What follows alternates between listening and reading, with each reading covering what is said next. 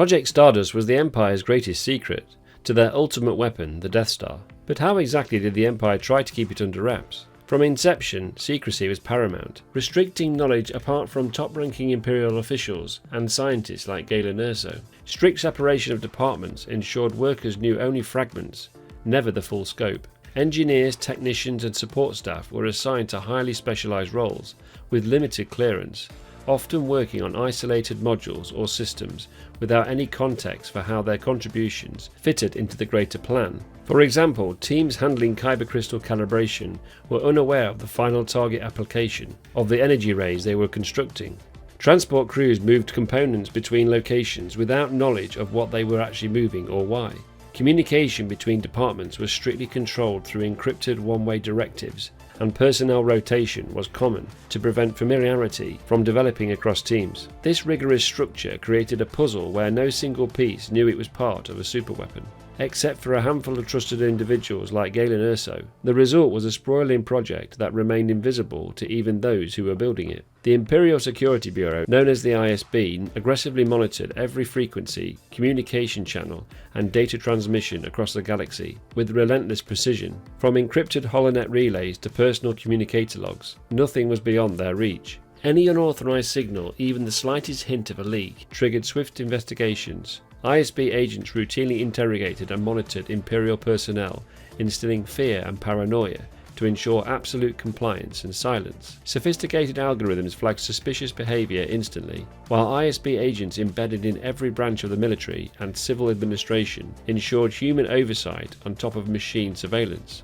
They tapped into starport records, intercepted rebel sympathizer chatter, and monitored Imperial personnel, even among high-ranking officers, for any signs of disloyalty. Entire departments were dedicated to cross-referencing data anomalies, and violators often disappeared without a trace. This vast surveillance apparatus created an atmosphere of constant fear and absolute obedience, exactly as the Empire intended. Director Krennic himself tirelessly oversaw security measures, personally handling breaches and threats to Stardust's secrecy with a near-obsessive intensity. He enforced a strict command structure demanding absolute loyalty from subordinates and showing zero tolerance for inefficiency or insubordination.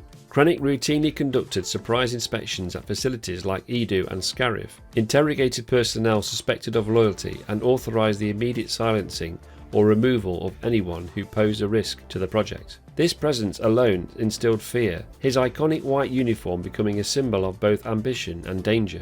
Driven by his desire to be recognized as the mastermind behind the Death Star, he saw every leak or failure not just as a threat to the Empire, but as a personal insult. His relentless ambition made him a fierce enforcer of secrecy, and those under his watch knew that betrayal, even by admission, could mean swift and terminal consequences. Additionally, strategic misinformation was employed to maintain an impenetrable shroud over Project Stardust. The Empire seeded disinformation through controlled leaks and forged intelligence, fabricating entire dummy projects to mislead both internal personnel and potential spies. One notable example was Project Celestial Power, a supposed orbital energy array meant to divert attention from kyber crystal shipments. Another was Operation Dark Haven, a classified planetary defense system said to be in development in the Outer Rim, which was entirely fictitious.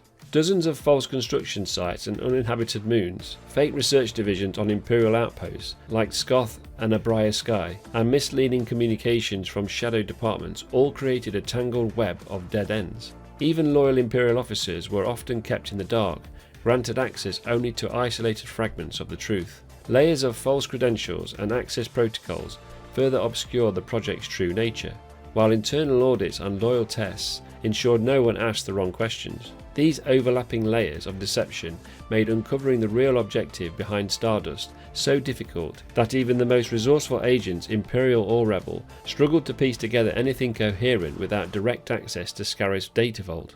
Despite these rigorous efforts, the Empire's paranoia wasn't unfounded. Ultimately, their overconfidence became their weakness, as one brave group of rebels, led by Jyn Erso and Cassian Andor, infiltrated the heavily fortified Imperial data vault on Scarif. Using the cover of a stolen Imperial shuttle and a well-coordinated ground assault, the team exploited subtle gaps in the Imperial defences, gaps created by the very secrecy the Empire depended on. With no unified awareness across departments due to compartmentalization, the Empire failed to detect and respond in time. Galen Erso's secret sabotage, combined with the courage of the Rogue One team, allowed the Death Star plans, codenamed Stardust, to be transmitted to the Rebellion. It was a stunning breach and unravelled years of secrecy in a matter of minutes. In the end, even the strongest fortress can crumble from within. The Empire's faith in fear, control and strict hierarchies made it blind to the quiet acts of resistance within its own ranks. Loyalty was not commanded by intimidation alone, and when trust erodes, even the most fortified secrets can be exposed. The fall of Project Stardust is a stark reminder that no matter how vast the machine, it only takes a few brave souls to bring the truth to light.